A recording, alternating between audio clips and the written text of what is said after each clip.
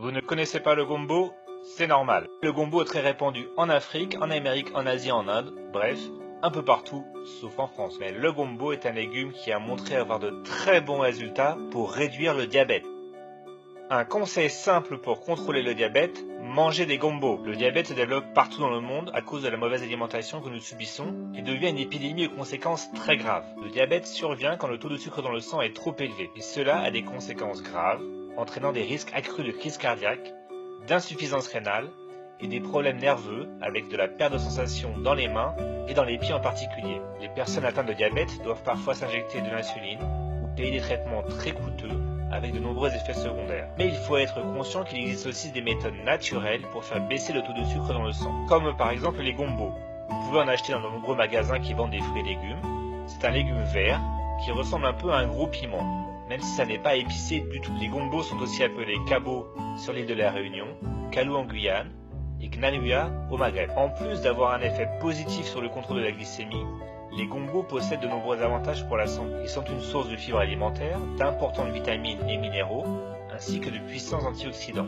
Le gombo permet aussi de prévenir et de soulager la constipation, de diminuer le cholestérol, de réduire le risque de certaines formes de cancer, notamment le cancer colorectal. Il contient des folates. Les folates aident à nettoyer les poumons et ils sont particulièrement importants dans la période de préconception et pendant la grossesse où ils aident à prévenir les malformations. Le gombo contient aussi de la vitamine K, ce qui est important pour la santé des os et joue un rôle majeur dans la coagulation sanguine. Voici une méthode très simple pour contrôler le diabète en utilisant les gombos.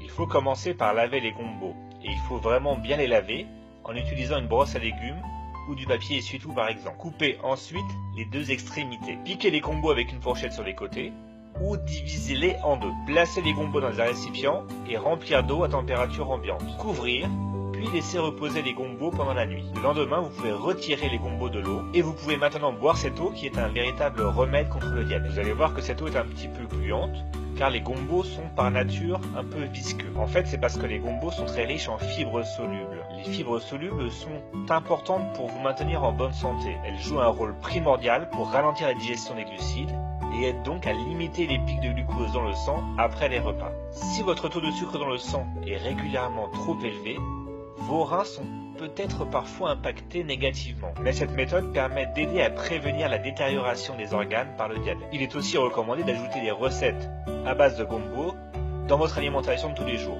Mais attention, si vous décidez de modifier radicalement votre alimentation pour combattre votre diabète, assurez-vous de consulter votre médecin pour lui dire par exemple que vous allez prendre des gombos tous les jours comme un traitement naturel contre le diabète. D'ailleurs, sur la chaîne Adieu Diabète, je vous décris sans cesse des aliments qui sont bons pour lutter contre le diabète. Mais ne croyez pas que les effets étonnants du gombo par exemple sur le taux de sucre dans le sang va vous permettre de consommer à côté des aliments sucrés ou des produits modifiés industriellement. La gestion du diabète et les traitements alternatifs sains et naturels doivent toujours faire partie d'un mode de vie sain et ne doivent jamais être utilisés pour consommer ce qu'on appelle communément de la malbouffe. Voilà, j'espère que cette vidéo vous a appris quelque chose. Et si c'est le cas, n'hésitez pas à mettre un j'aime sous la vidéo et à partager cette vidéo avec quelqu'un que vous connaissez et que ça peut aider. Bonne journée à tous.